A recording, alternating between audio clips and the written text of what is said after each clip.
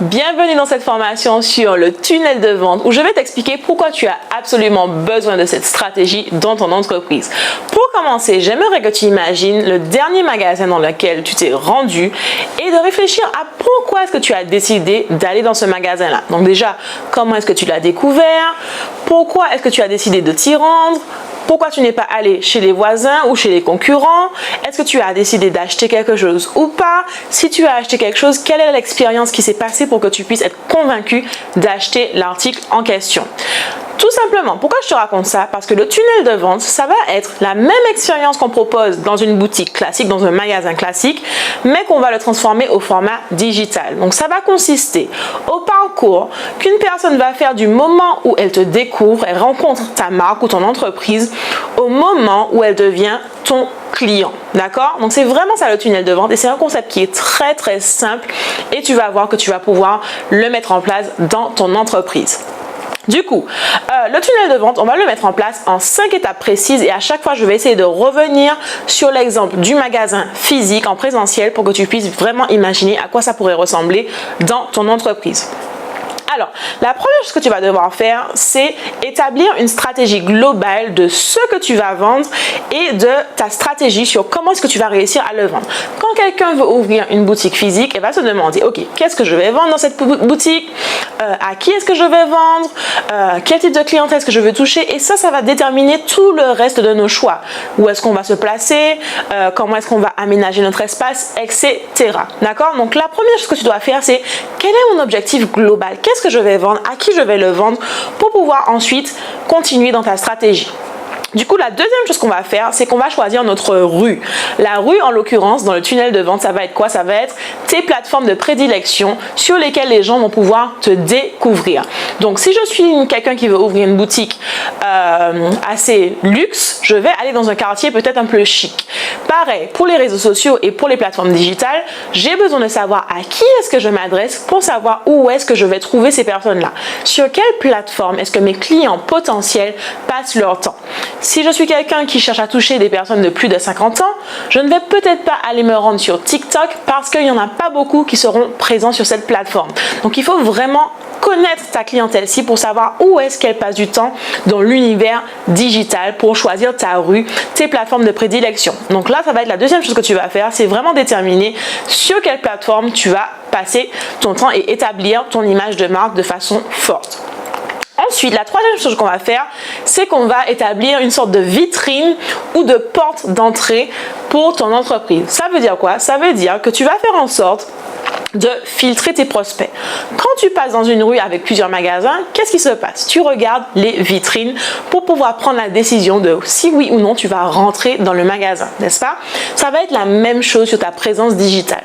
Sur les réseaux sociaux, ta page, ton profil, la page de ton entreprise ou même ton site web servent de vitrine et l'objectif c'est d'avoir une vitrine qui est vraiment indicative et qui va attirer les prospects les plus qualifiés pour qu'ils rentrent dans ton magasin, dans ton univers. Donc, qu'est-ce que tu vas faire? Tu vas avoir une vitrine, tu vas créer du contenu, tu vas démontrer ton expertise, tu vas donner des aperçus de ce que ton entreprise peut proposer et par la suite, tu vas réussir à convaincre des gens à rentrer dans le magasin.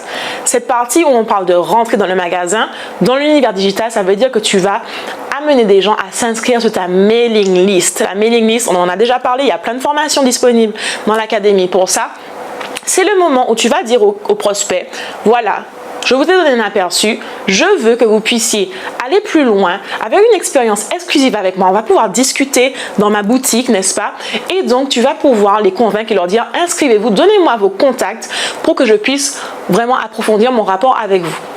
Donc ça, c'est vraiment la clé et je t'invite à vraiment imaginer cette vitrine. À quoi est-ce que tu veux que tes réseaux sociaux et tes plateformes digitales ressemblent et comment tu vas réussir à convaincre les gens de te donner leur email ou leur numéro de téléphone afin que tu puisses les contacter pour aller plus loin. D'accord?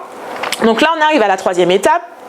La quatrième étape, ça va être ton expérience en magasin. Ça veut dire quoi l'expérience en magasin? Ça veut dire l'expérience que tu vas continuer à proposer pour approfondir le rapport avec tes prospects et les inciter à acheter éventuellement. Donc quand tu rentres dans une boutique, qu'est-ce qui se passe? Le vendeur s'approche de toi, apprend à te connaître, te pose des questions, essaie de te conseiller, te fait rigoler, te met à l'aise, etc. Te propose des articles qui pourraient t'intéresser et ça va être exactement la même chose dans l'univers digital.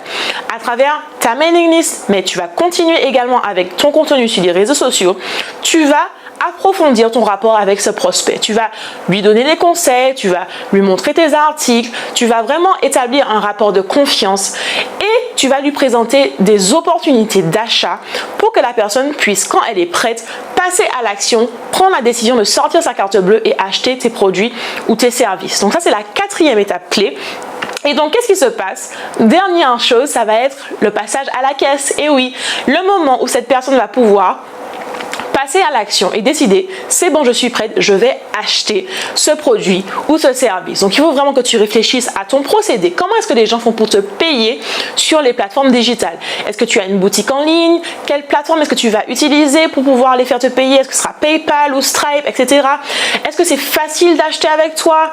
Vraiment, les facilités de paiement, etc., etc. Tout ce qui est l'expérience du passage à la caisse, il faut que tu y penses et que tu trouves des outils appropriés au format digital qui vont pouvoir répondre aux besoins de tes clients. Donc voilà, tu as vu exactement comment t'y prendre pour pouvoir créer un tunnel de vente. On a utilisé une image hyper claire de la boutique physique. Donc maintenant, ce que tu dois faire, c'est absolument déterminer ta stratégie digitale à travers un tunnel de vente.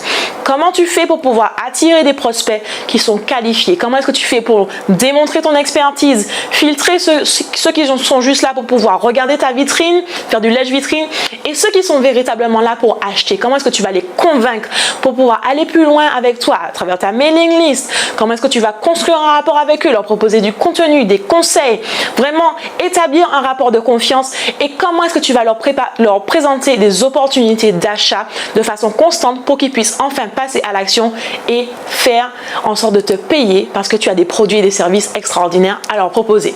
Donc maintenant, c'est à toi de jouer.